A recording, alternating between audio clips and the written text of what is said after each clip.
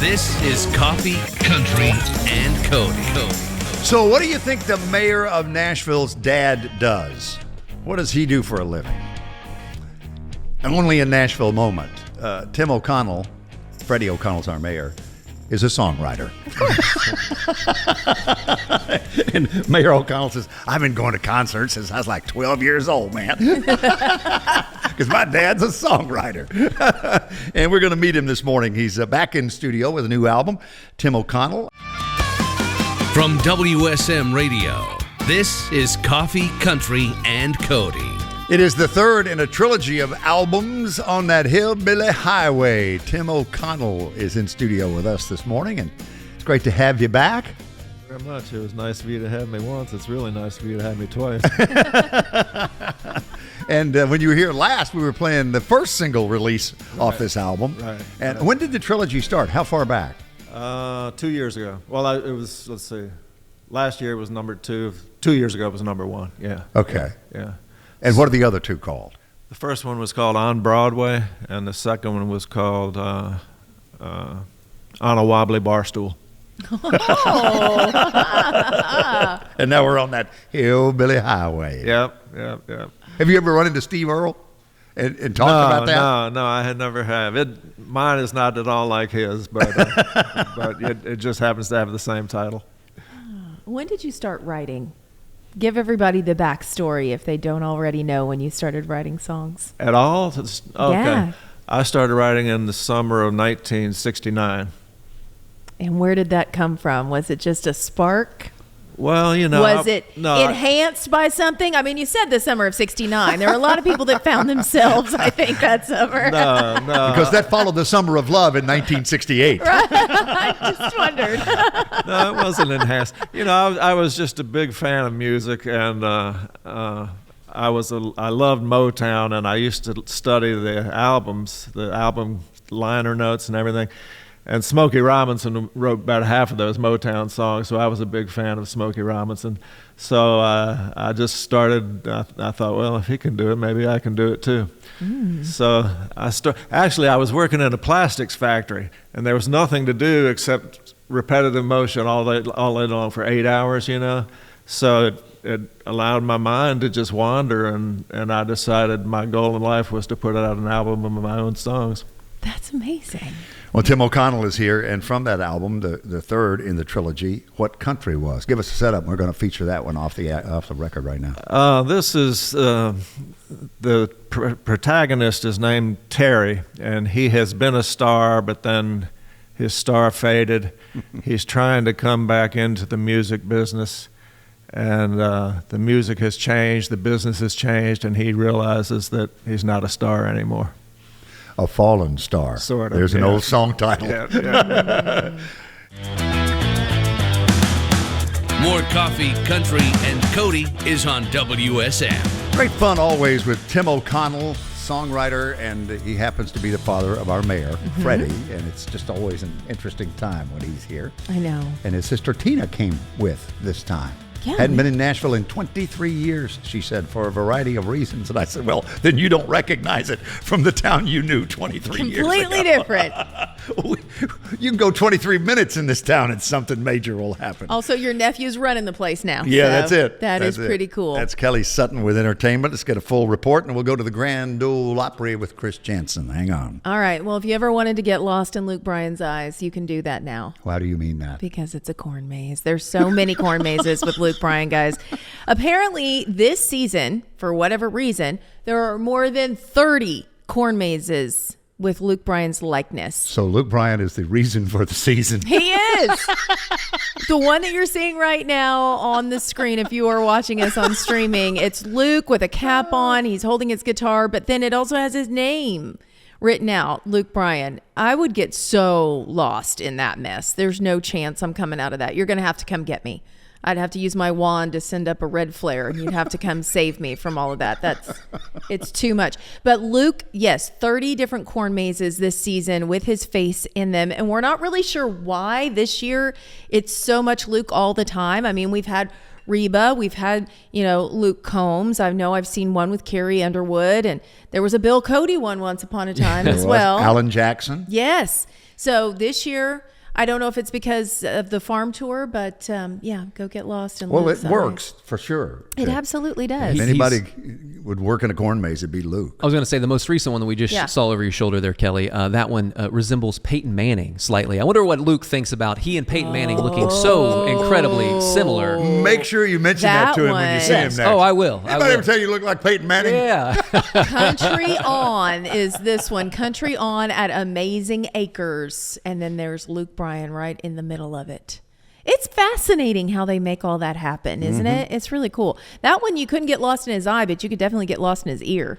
There was like his whole ear had some little things happening there. I don't know. So have fun if you're going out. I was trying to figure out the guitar neck a minute ago. I thought that's where I'd get lost. I'd be stuck in the up guitar in neck. The guitar neck. Yeah. I can't get out. I have no chance at any of that. Now, we were talking fashion earlier, and if you are a fan of Crocs and you really want to be in season, might I introduce you to the newest Crocoons? They are raccoon-covered Crocs.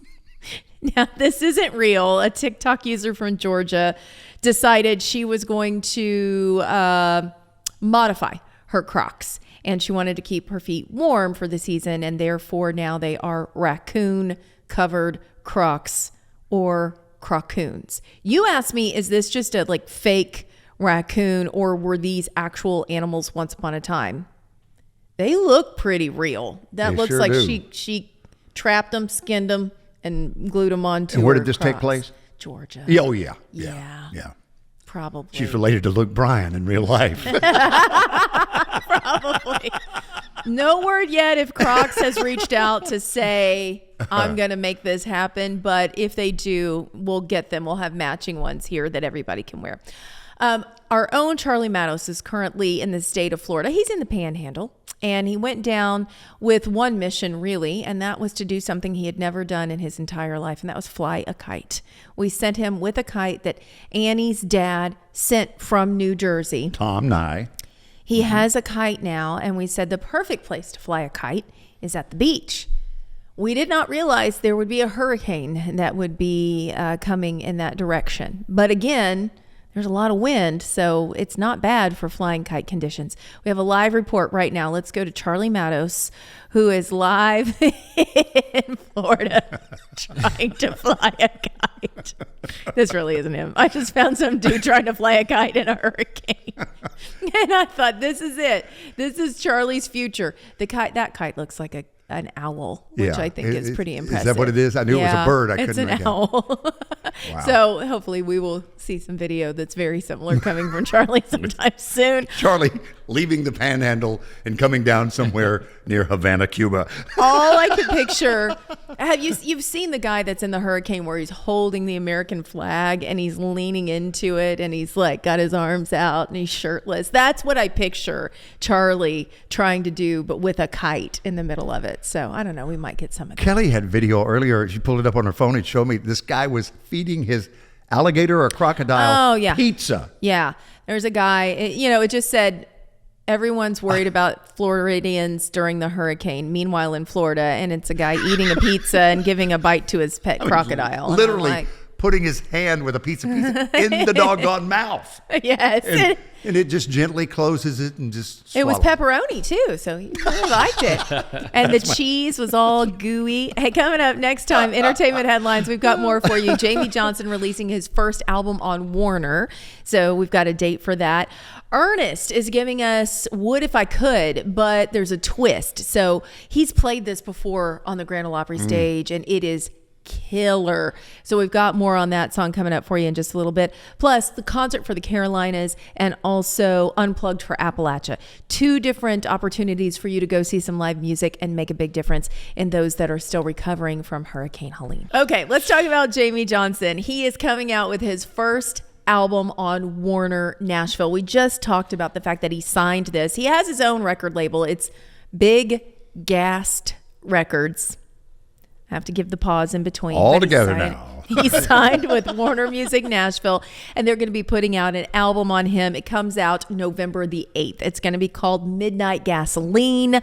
Very excited for all of this. It's first little rollout of his Cash Cabin series, a collection of albums recorded at the iconic Cash Cabin studio in Hendersonville. Of course, it was owned by Johnny Cash and June Carter Cash, and John Carter Cash is now in the mix and helping out with this. So they've been working on stuff. This will be rolling out again November the 8th. And for the latest preview of Midnight Gasoline, Someday When I'm Old, it's available on digital platforms. And we're going to play a little bit of it for you right now. It just don't matter and how fast it all goes. Someday when I'm old. Is there anything he can't sing? I mean, truly, Jamie Johnson, you slay it every time. The emotion that he puts into a song so good. Just fits the song so often, particularly the ballad stuff. Right. It's just perfect. It's absolutely perfect. All right, so that's coming out November the 8th. There is a song that Ernest has done. He's done it on the Opry stage. We've played it. He actually recorded a version with Lainey Wilson, and it's called Would If I Could. So fun backstory on this. It was written 30 years ago by Skip Ewing and Dean Dillon, and it sat and sat and sat. I think it was the only time they ever wrote together. Yes. And I think, wasn't it Dean who didn't even realize he wrote it? He heard it later and he's like, well, that's a great song. And they said, well, I hope so, because you actually wrote that, Dean. So Ernest is going to put it out, but it's going solo. So it is not going to be the duet that we've heard him do with Lainey. This is going to be his solo version of Would If I Could. Take a listen. We've got it for you.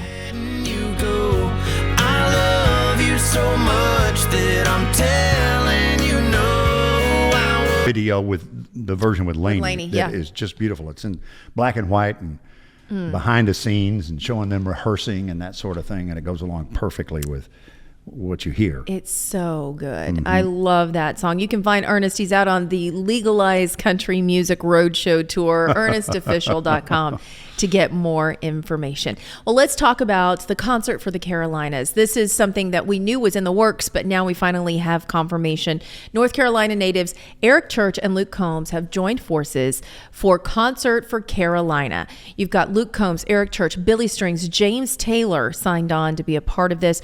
A lot of other friends will be joining in. It's happening Saturday, October 26th, Bank of America Stadium. Tickets go on sale tomorrow, Thursday at 11 a.m. Eric said, "This is my home. It's in every fiber of who I am. Our family members, friends, neighbors, and communities are in dire need right now.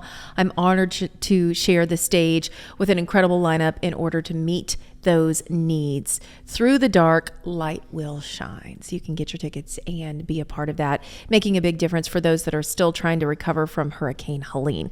Also, we've got one here locally that's happening. It's called Unplugged for Appalachia. It's going to be happening at the Exit Inn, and it is stacked. Stephen Wilson Jr. is going to be a part of this.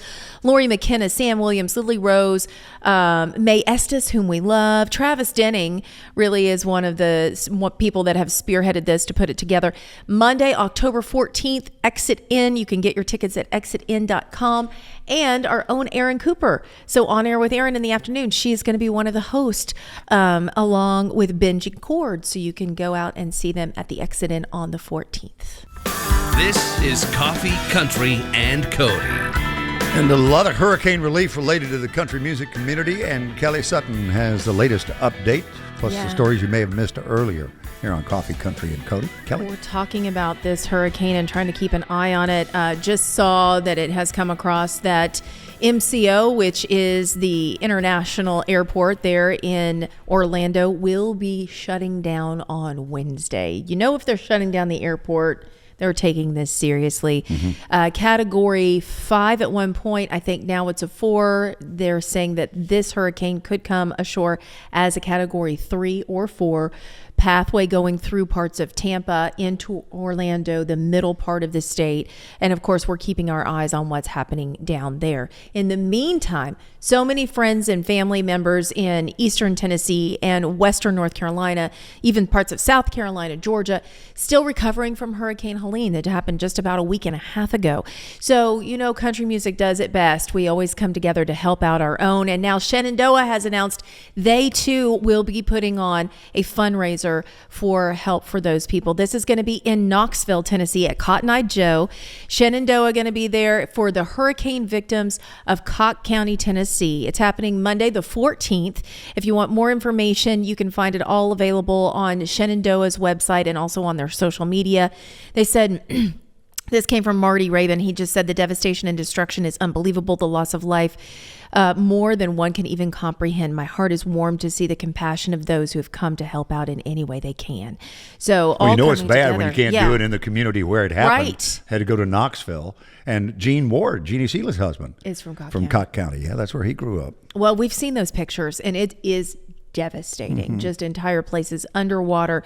So again, ShenandoahBand.com. If you want to go online and find out more information, that's going to be happening on the 14th, and that is going to be at Cotton Eye Joe, which is in Knoxville. So also on the 14th, we have something that's happening here in town. It is going to be relief funds that are happening at Exit Inn. So if you are interested in going out and seeing live music, again, this one's kind of being put together by Travis Denning. I saw he's the one that put it on his socials. It's Unplugged for Appalachia. This is a benefit concert. You've got Travis Denning, Mae Estes, Kat Luna's going to be there, Sam Williams, Lily Rose, Lori McKenna, and Stephen Wilson Jr. They've all signed on to be a part of this, and so many more. I mean, the roster is thick. It's going to be hosted by our own Aaron Cooper, so you can go out and be a part of this. Doors open at 6. The show starts at 7. ExitIn.com for information. Again, that is on Monday. Concert for Carolina is the other big announcement that has come out. This is the thing that Eric Church and Luke Combs have been working on behind the scenes together. They both had posted something on social media, and the wording of what they each posted was so similar that we all said, oh, wait, it kind of looks like they're doing something together. And certainly they are. Luke Combs, of course, being for North Carolina, as well as Eric Church. Billy Strings is going to be a part of this. James Taylor, which the connection with James Taylor is interesting. Although he didn't grow up in North Carolina, he spent a tremendous amount of time in North Carolina. I think they moved there when he was in his teens or something like that, his dad. So he said, you know, to me, this feels much like home. So James Taylor is on that bill as well. Well, one of his, most popular songs is "Going to Carolina in My Mind." Oh, it's going to be an incredible night, and it's going to be happening October the 26th. If you want tickets, those go on sale tomorrow. So Thursday, 10 a.m. Eastern, 11 o'clock Central Time, you can get your tickets. Going to be at Bank of America Stadium on October the 26th. And Luke said, you know what? I told y'all I had something big planned for Carolina. One of the ways we're helping is a benefit concert at Bank of America Stadium. The concert took so much planning, work, and coordination on so many people. So thankful for everyone who helped make this a possibility on a short notice. So a lot of money going to help those that are affected by Helene. We're just hoping that whatever happens with this next hurricane is going to hopefully make it through. Maybe it'll come ashore. It won't be a Category 3, maybe a Category 2. It won't be quite as catastrophic with all the flooding, and that it will make it across. That's the other thing. It's people talk about the winds, but it is the flooding that comes after it. And if it slows down too much and it sits on top of an area, that's where you see the catastrophic flooding. So we're keeping our eyes to Milton to find out what happens. And my pick of the week tomorrow is going to be the new Eric Church single, "Darkest Hour." Oh, so good. And all his publishing will benefit the victims of the flooding. Absolutely. And I think that's specifically in North Carolina, but then he is through Chief Cares doing work throughout all the states that were affected. He's really stepped up immediately. He said, here's what we're going to do. And he's already put the plan in motion. Yeah, and if you're not aware, I didn't realize it had been over 3 years since his last solo release.